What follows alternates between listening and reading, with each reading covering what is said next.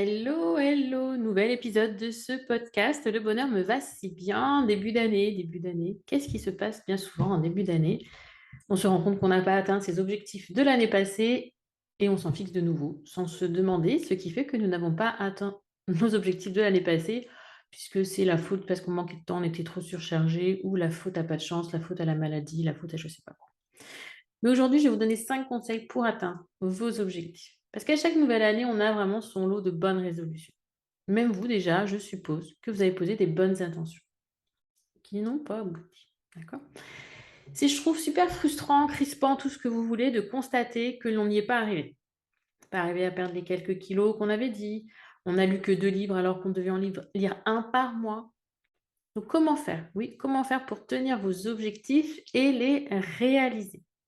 Donc, dans ce nouvel épisode, je vais vous donner 5 conseils pour atteindre vos objectifs en toute sérénité. C'est mieux.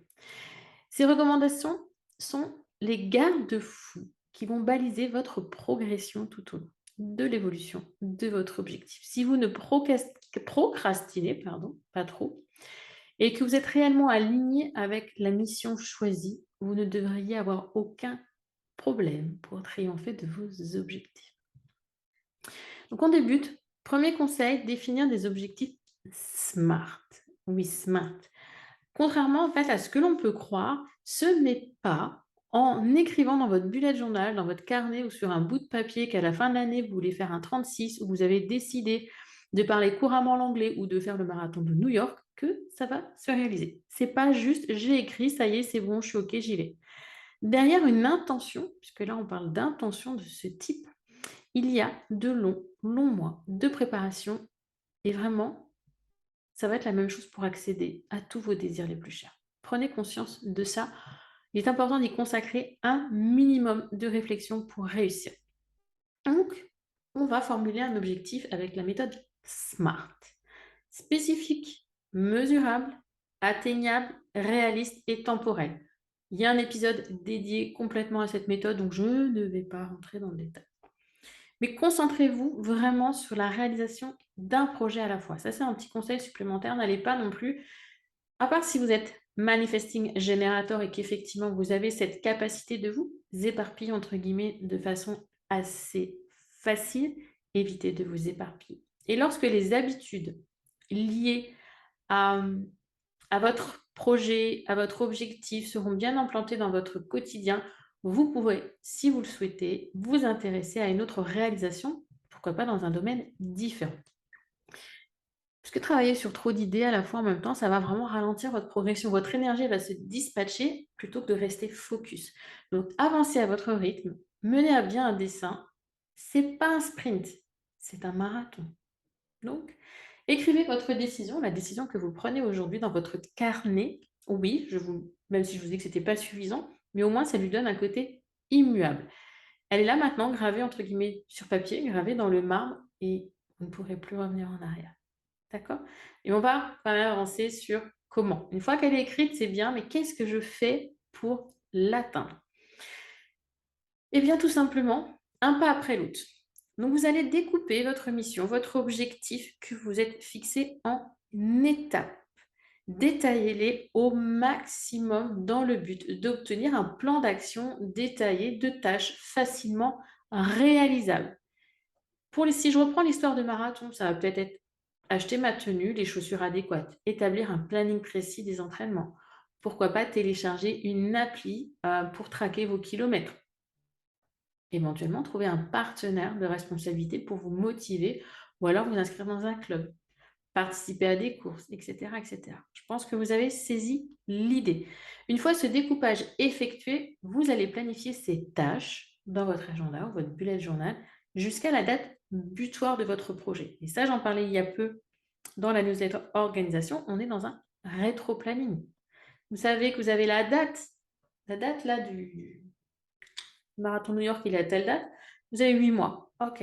Dans quel état je dois être, combien de kilomètres je dois avoir parcouru avant, etc., pour revenir un petit peu crescendo, enfin, à contre-courant, vers aujourd'hui en disant, OK, eh ben, est-ce que cet objectif déjà est atteignable? Vous pouvez déjà le voir à ce moment-là. Et puis, en ramenant votre objectif à l'échelle du temps, vous serez moins effrayé Parce que vous verrez qu'il y a quelque chose qui est plus palpable, qui est réalisable, plus réaliste. Il vous restera du coup plus qu'à passer à l'action avec votre to-do list. Faites le point également sur vos ressources indispensables. Qui dit objectif, objectif SMART, parle de 3 ressources. Le temps. Ben oui, le temps. Le temps que vous allez pouvoir, que vous choisissez aussi de consacrer à votre but.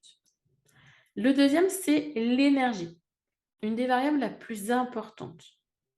Parce que sans elle, vous n'arriverez à rien. Donc, apprenez à la doser pour l'utiliser de la manière la plus efficace possible.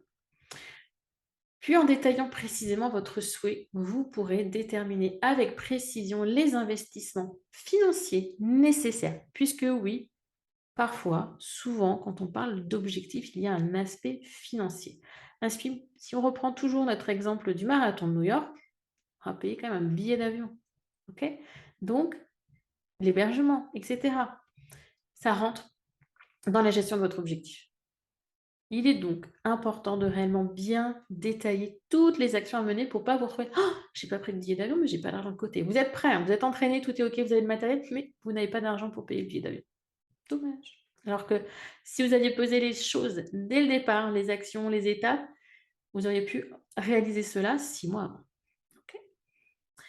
Autre point, c'est donc toujours dans cet objectif un peu SMART, enfin, oui, on est toujours, enfin, SMART, je reprends. Définir son objectif SMART. Deuxièmement, planifier ses actions. Et troisièmement, mesurer votre progression. C'est comme ça qu'on atteint ces objectifs. D'accord?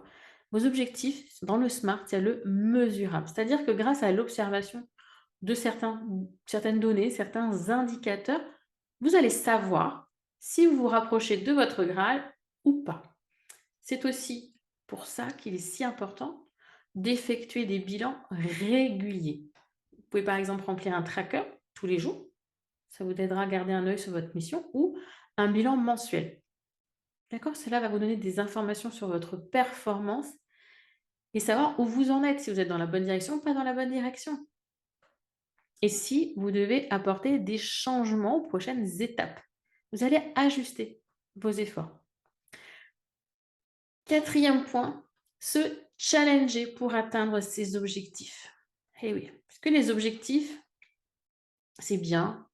Si vous, entre guillemets, vous n'avez pas ce côté challengeant, peut-être vous manquez un peu de motivation. Ou alors, l'impact que ça va apporter dans votre vie est peut-être limité. Et pourtant, quand on y réfléchit, c'est quand ces objectifs ont un impact sur votre vie. Effectivement, ce sont peut-être ceux qui vous font le plus peur, mais c'est aussi ceux que vous avez le plus envie de réussir. D'accord? Lorsque votre boss, si je prends un exemple, vous demande de réaliser un dossier pour la fin de la semaine. Vous êtes mardi, il faut réaliser ça avant la fin de la semaine. OK. Eh bien, vous allez tout mettre en œuvre pour réaliser cet objectif en temps et en heure. Pourquoi? Parce que l'objectif est fixé par un tiers auprès duquel vous êtes engagé. Deuxième point, les conséquences professionnelles sont quand même là. Il y a un impact sur votre vie. Troisième, ça vous challenge. Ça vous challenge, vous avez envie, vous avez besoin.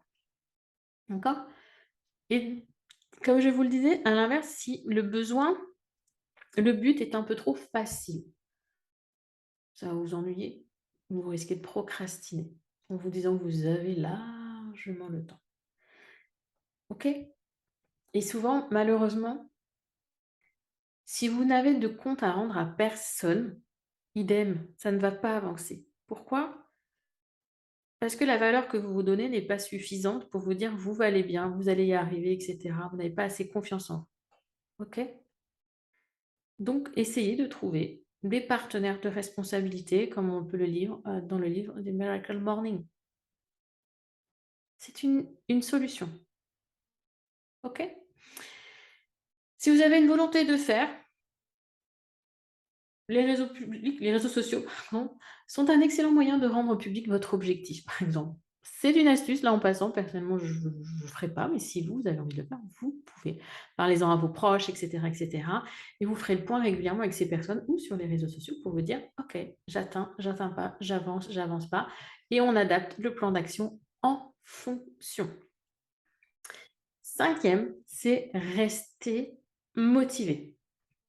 Si jamais vous vous sentez fatigué, lassé ou que vous procrastinez, posez-vous des questions. Ne restez pas là-dessus, ne vous flagellez pas. Est-ce que vous faites face à un manque de motivation épisodique? Est-ce que vous respectez votre rythme? La barre, même si c'est challengeant, ça doit être juste challengeant, ça ne doit pas être trop haut, ça ne doit pas être bloquant. OK? Est-ce que ce que vous vous êtes imposé dans le temps défini, c'est OK? Vous manquez peut-être de temps, de disponibilité. Et dans cette motivation, on va parler de perfection. Je sais, vous, là, qui m'écoutez, je me rapproche du micro, que vous êtes très, très nombreuses à être ultra perfectionnistes. Alors, lâchez un peu du lest. La perfection est un frein et c'est une source de démotivation énorme. Il n'y a pas de moment parfait. Excusez-moi, je souris parce que j'ai dit ça aujourd'hui en coaching de groupe. Le meilleur moment, c'est maintenant. Il n'y a pas plus compliqué que ça. Donc, arrêtez de vous trouver, chercher des excuses et passez à l'action. Facile à dire, oui, c'est très très facile à dire ce que je viens de dire là. Toutefois, dans 95% des cas, ce sont des excuses que vous trouvez pour ne pas affronter vos peurs, ne pas affronter vos croyances et vos doutes. Passez à l'action. Et un adage que je répète depuis 2 ans, mieux vaut fait que parfait. Et surtout, pas fait. Toujours dans la motivation, on va parler de confiance en soi. Vous comparer aux autres, ça je vous l'ai déjà dit, ça ne vous apporte rien. Ça ne vous aide pas à avancer. Au contraire, apprenez à vous affranchir du regard des autres et arrêtez d'imaginer ce qu'ils vont penser de vos actions. Cessez de supposer, accord Toltec au passage, et foncez. Vraiment, renforcez votre confiance en vous. Vous êtes tout à fait capable d'atteindre vos objectifs, un pas après l'autre, n'en doutez pas. C'est juste que la montagne là face à vous, c'est l'Himalaya, elle est énorme. Et on ne gravit pas l'Himalaya en une journée. La première action qu'on fait, c'est peut-être déjà d'acheter des chaussures, de les lacer, de les tester, de les expérimenter. Puis les vêtements qui vont avec, etc., etc. De prendre un guide, de s'entraîner. Vous voyez, l'Himalaya, vous n'allez pas le monter en un jour, ni en une semaine. Ce sont des mois et des mois de préparation. Faites le premier pas, la première petite tâche, action qui pourrait vous aider à avancer, à passer le mouvement. Et faites confiance aussi aux conseils que je vous donne, au mécanisme de la planification. Suivez chaque étape l'une après l'autre. Ce sera clair pour vous et vous n'aurez plus qu'à suivre. Toujours sur cet aspect de motivation, je vais vous parler d'alignement. Il peut arriver que votre désir de faire ce marathon, de réaliser votre objectif, ne soit plus d'actualité au bout de 6 mois. Ça, je le dis souvent. Vous êtes rendu compte que c'était trop vous demander, qu'au final, vous le faisiez peut-être pour des autres, pour les autres, parce que nanana, ils ont dit: «Ah, ce serait bien si je le faisais comme ça, ah, on m'aimerait un peu plus, je serais un peu plus utile, on me regardait un peu plus». OK? Et au final, vous vous rendez compte que non, c'est pas pour vous. C'est OK. C'est OK de dire stop. C'est OK de vous dire: «Je vais pas dans la bonne direction». C'est OK de dire: «Au final, c'était pas pour moi, je me suis trompée». Réalignez-vous avec votre objectif. Vous avez vu trop grand? OK. Mais par contre, vous pourriez peut-être continuer à vous entraîner pour une course moins exigeante. Est-ce que ça vous plaît de courir? Oui, petit semi-marathon cet été, lorsque vous serez en vacances au bord de la mer, c'est peut-être ça vous plaît. Reconnectez-vous à vous. Reconnectez-vous à vos besoins. Reconnectez-vous à vos envies. Et une fois de plus, inutile de vous flageller. Car si vous ne vous écoutez pas, vous risquez de dépenser une énergie de malade, voire une somme folle, pour finalement abandonner avant même d'arriver à la ligne de départ, parce que ce n'était pas pour vous. Écoutez-vous, apprenez à vous dire stop à vous-même et acceptez-le, autorisez-vous. J'aimerais aussi vous parler de la vision. Lorsqu'on se fixe un objectif, avoir une vision, c'est un point hyper important. D'accord. Pourquoi? Parce que vous savez où vous allez, vous savez vers quoi vous tendez. D'accord? Demandez-vous, quand vous fixez un objectif, est-ce que cette idée vous fait vibrer? Est-ce que visualisez-vous en train de courir les 42 kilomètres sans vous arrêter du marathon? Comment vous le vivez? Faites cette décision, cet objectif, le faites-vous pour vous ou pour quelqu'un d'autre? Pour quelqu'un d'autre, on ne va pas dans la bonne direction. Et pour vous aider d'ailleurs, je parle de vision parce que pour vous aider dans la réalisation d'un objectif, il y a un outil qui est génial, c'est le Vision Board. Je vous ai créé, je crois que c'est l'épisode 35 de ce podcast où je vous donne justement les étapes clés pour créer un Vision Board. D'accord? Ça peut être fait sur un ordinateur ou sur une feuille. Ça va vous motiver à avancer. Vous allez avoir ça en ligne de mire et vous allez dire, OK, ce que je veux dans ma vie, moi, c'est ça. J'y vais, j'avance. OK. Dernier point dans cette motivation, c'est la bienveillance. Je vous l'ai dit plusieurs fois, arrêtez de vous auto-flageller. Vraiment, vraiment, vraiment, vraiment. D'accord? Vous avez le droit d'avoir des jours sans. Votre motivation a le droit de baisser. C'est pas grave. C'est pas grave. Rome ne s'est pas construite en un jour. D'accord? Ce n'est pas parce que vous avez une journée, 2 journées, une semaine où vous avez une énergie qui est diminuée, besoin de vous reposer, que vous n'atteindrez jamais votre objectif. Relativisez. Et un seul mot d'ordre, bienveillance. Votre jauge d'énergie, elle a besoin d'être remplie. Faites-le. Prenez soin de vous. Reposez-vous. Écoutez votre corps. Allégez alors votre to-do list pour la journée, pour une semaine, peu importe. Ne faites pas qu'aux urgences. Et vous reprendrez le rythme de votre emploi du temps demain ou après-demain. Pour moi, l'un des moteurs de la réussite, c'est la constance et de ne pas abandonner. Constance et conscience du chemin parcouru. N'oubliez jamais de célébrer vos victoires. Récompensez vous-même régulièrement de vos efforts. Est une victoire et il n'y a que vous qui pouvez juger si c'est une victoire ou non. Personne d'autre ne pourra le faire pour vous. D'accord? Vraiment, prenez le temps de célébrer tout ça, tous ces moments, vos victoires et vos succès. D'accord? À chaque fois que vous passez dans une étape plus ou moins grande, félicitez-vous. Personne ne le fera pour vous. OK? Peu importe comment vous le faites. Mais ça vous aidera à garder une motivation et à remplir votre jauge d'énergie. Comme vous venez de l'écouter, si vous souhaitez atteindre vos objectifs clés, vous ne pouvez pas agir sans un minimum, on va dire, de rigueur. Posez vos idées sur un papier. Toutes. Puis choisissez celles qui vous font vibrer. Décidez de ce que vous souhaitez mettre au cœur de votre vie. Ensuite, découpez cette mission en petits pas. D'accord? Vous pouvez même dresser la liste de toutes les actions essentielles. Faire une mind map, comme vous voulez. Planifiez-les dans un agenda, un bullet journal, afin que vous n'oubliez aucune des tâches à réaliser et à exécuter. Tenez les comptes de vos progrès en observant les données mesurables qui découlent de votre objectif. Je veux perdre du poids, je veux courir le marathon. À combien j'en suis en termes de timing, en termes de kilomètres à aujourd'hui? Challengez-vous un minimum pour rester dans l'action. Sinon, vous procrastinerez, j'y arrive, chaque tâche et vous risquez d'abandonner. Et puis réfléchissez à un plan d'action, on va dire du plan B pour les jours sans. Dressez la liste de ce que vous allez faire si vous êtes prête à dire, bon, ok, si un jour je suis un peu pas trop bien, je vais lister mes envies, je vais lister les petites choses, etc. Et laissez toujours de la place pour les imprévus. J'espère sincèrement que ces conseils vont vous aider à mener à bien vos objectifs. Ayez confiance en vous, respectez votre rythme et vous y arriverez. Faites-vous confiance et écoutez-vous. Le plus important est de bien doser votre effort comme un marathonien. Ce n'est pas pour rien que nous avons pris cet exemple tout au long de cet épisode. Si vous partez trop vite, vous allez vous essouffler. Prenez conscience de ça. Passez chacune de vos étapes avec le moins de pression possible. Tout est planifié, tout est clair. Suivez le guide. Okay? Et si jamais vous doutez de vous, n'hésitez pas à rejoindre la communauté de ma cohérence. Venez dans les groupes Facebook, sur Instagram afin d'être entouré, d'être challengé. Chaque lundi matin, je vous propose un live motivation sur la page Facebook Créabujo Ma Cohérence. Je vous fais part de mes propres objectifs, de mes propres difficultés. Je réponds à vos questions.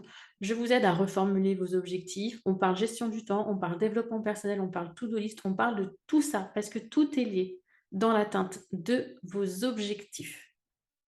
Donc, si vous avez envie d'être motivé, d'être challengé, rendez-vous le lundi matin, 9h. 9h, 9h30, je ne sais même plus. OK. Cet épisode touche à sa fin. Je vous remercie de m'avoir écouté jusqu'ici. Merci pour toute cette année 2022, pour toutes ces belles choses que vous m'avez apportées. J'espère vous retrouver tout au long de l'année 2023. Pensez à vous abonner d'ailleurs à ce podcast, à mettre une note sur Apple Podcast pour me dire yes, Audrey, ce que tu fais, j'adore, ça m'apporte. Je reçois beaucoup de mails de votre part. Merci. Si vous pouviez juste prendre ces 2 petites minutes là pour me dire Apple Podcast ou sur YouTube pour celles qui me regardent, liker, commenter pour dire fameux algorithme, à ces petites choses, que ce que vous aimez mon contenu, que vous avez envie qu'il soit vu par le plus grand nombre, que ça pourrait aider d'autres femmes. Donc, plus vous commenterez, plus vous likerez, plus on aura de chance d'impacter d'autres femmes avec tout ce que je vous apporte. Merci encore et merci d'être là. Je vous donne rendez-vous la semaine prochaine et en attendant, je vous souhaite une belle journée, une belle soirée, une belle semaine ou un bon week-end.